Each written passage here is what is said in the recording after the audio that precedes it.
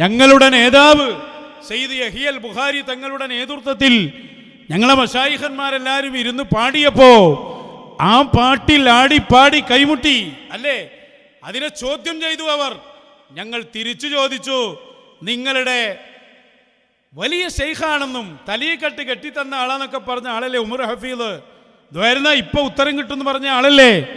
അദ്ദേഹത്തിന്റെ മജ്ലിസിലല്ലേ എല്ലാവിധ വാദ്യോപകരണങ്ങളും കാണുന്നത്, ആടുന്നത്, ചാടുന്നത്, പാടുന്നത്? എന്താ മറുപടി?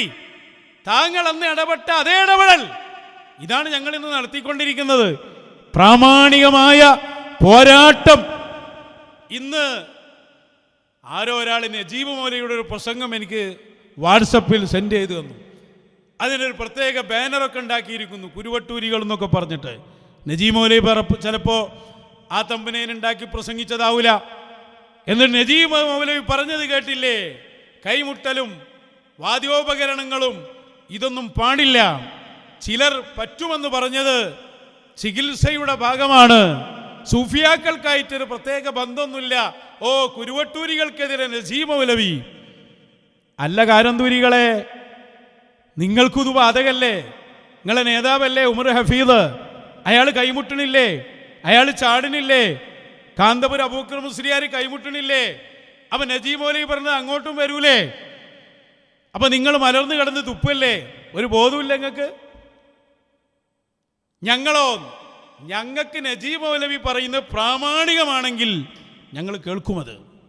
ഞാൻ ശ്രദ്ധിച്ചു നജീബ് മൗലവിയുടെ ആ ക്ലിപ്പിൽ എവിടെയെങ്കിലും അയാൾ കിതാബ് ഉദ്ധരിച്ചിട്ടുണ്ടോ എന്ന്. അയാളുടെ കൗല് ലൈസ ബിഹുജ്ജ.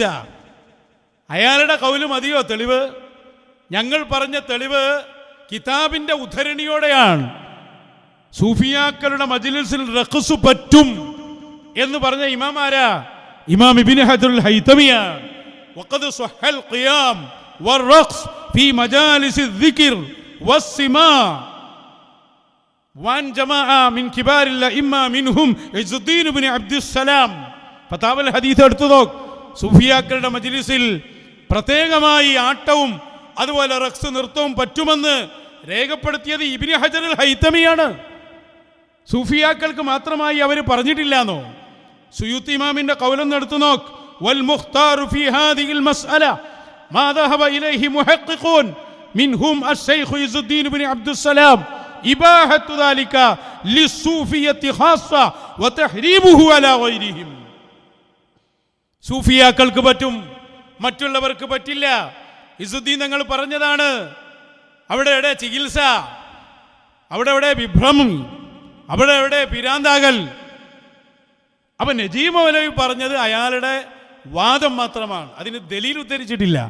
ഞങ്ങൾ പറഞ്ഞതിന് ഇബാറത്ത് ഉദ്ധരിച്ചിട്ടുണ്ട്. നജീബ് മൗലവി മാന്യമായി ആ പറഞ്ഞ വാദത്തിന് ഒരു തെളിവ് കൊണ്ടുവന്നാൽ അടുത്ത ദിവസം മജ്ലിസ് സിമാ ആട്ടവും ചാട്ടവും നജീബ് മൗലവിക്ക് മറുപടി എന്നത് അടുത്ത പ്രസംഗം വരും. അയാൾ ഉദ്ധരിക്കട്ടെ, നിങ്ങൾ എന്നെ ചോദിക്കണ്ടേ അയാളോട്? അത് സൂഫിയാക്കളെ പറഞ്ഞത് ചികിത്സയുടെ ഭാഗമാണ് എന്നാര് പറഞ്ഞു? എവിടെ പറഞ്ഞു? സൂഫിയാക്കളുടെ കൂടെ നടന്ന ഇസ്ദീൻ തങ്ങളാ പറഞ്ഞത് സൂഫിയാക്കൾക്ക് ഖാസായി പറ്റുമെന്ന്. പിന്നെ ആരാ സൂഫിയത്ത്? അത് തീരുമാനിക്കേണ്ടത് അഹ്ലുൽ വിലായത്താണ്. അവർ പറഞ്ഞു തരും ആരൊക്കെയാണ് അതിലുള്ളത്. അത് പറയാൻ ഇവരാരെയും ഏൽപ്പിച്ചിട്ടില്ല. അപ്പൊ ഞങ്ങൾക്കതിൻ്റെ മറുപടി ഉണ്ട്. അതേ സമയത്ത് നിങ്ങൾക്കെന്ത് മറുപടി കൂട്ടരെ? അയാൾ എങ്ങനെ തലപ്പാവ് കെട്ടി തന്നു നിങ്ങൾക്ക്? അപ്പൊ അതവിടെ ഇരിക്കട്ടെ.